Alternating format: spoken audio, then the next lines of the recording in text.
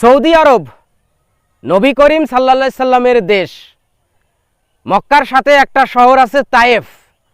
এই তায়েফে সবচাইতে বেশি আবাদ হয়, তায়েফে সবচাইতে বেশি ফসল ফলে।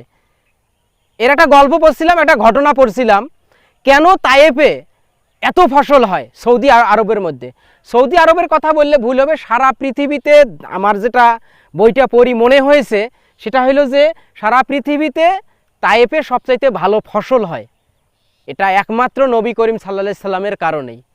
নবী করিম সাল্লাল্লাহু আলাইহি সাল্লামের বয়স যখন 12 দিন, তখন সাদিয়া গোত্র থেকে মা হালিমা তাকে নেওয়ার জন্য তায়েফ থেকে আসে। তখন তায়েবের মাটি উর্বর ছিল না, অনুর্বর ছিল।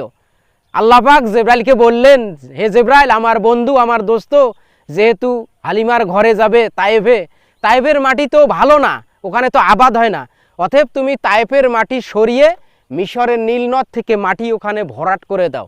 নীলনদ থেকে মাটি এনে ভরাট করে দেয়, যার কারণেই কিন্তু তায়েফে এত ফসল।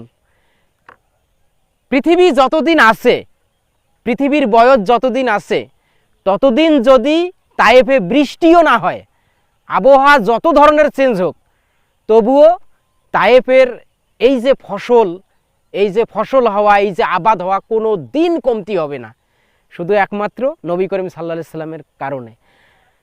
অথচ সেই তায়েফবাসী কিন্তু তাকে চিনতে পারেনি, তাকে এই তায়েফে রক্তাক্ত করা হয়েছিল।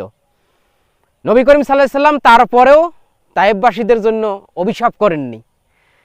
একটা কথা আছে না, কথাটা অন্য রকমভাবে আমাকে বলতে হয়, কথাটা এখন আমার মনে নাই, তারপরেও ওই আবেগটা, ওই অনুভূতিটা আমার জাগে যে মানে তায়েফে আসলে এত ফসল ফলার কারণটা কি। পরে আমি যখন গল্পটা পড়লাম তখনই ভাবলাম যে এই কারণেই তায়েফে এত ফসল। যেহেতু নবী করিম সাল্লাল্লাহু আলাইহি সাল্লাম সেখানে থাকবেন চার বছর, সম্ভবত 4 কি 6 বছর, আমার ওইটা এখন আর মনে নেই, গল্পটা বহু বড়। যাই হোক, যদি পারেন আপনারা ইসলামিক কিছু গল্প পড়বেন, খুব ভালো লাগবে। ইসলামিক গল্প পড়লে বিশেষ করে জ্ঞান বৃদ্ধি পায় এবং আপনার হৃদয় শীতল হবে।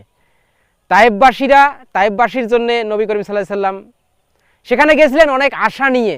মক্কায় যখন তিনি নিপীড়িত, নির্যাতিত, সমস্ত মক্কা, পুরো মক্কার মানুষ যখন তার বিরুদ্ধে, তিনি তায়েফে গেছিলেন, কিন্তু তায়েফের মানুষও তাকে চিনতে পারেনি, তাকে পাথর নিক্ষেপ করেছিলেন সেই রক্তাক্ত শরীর।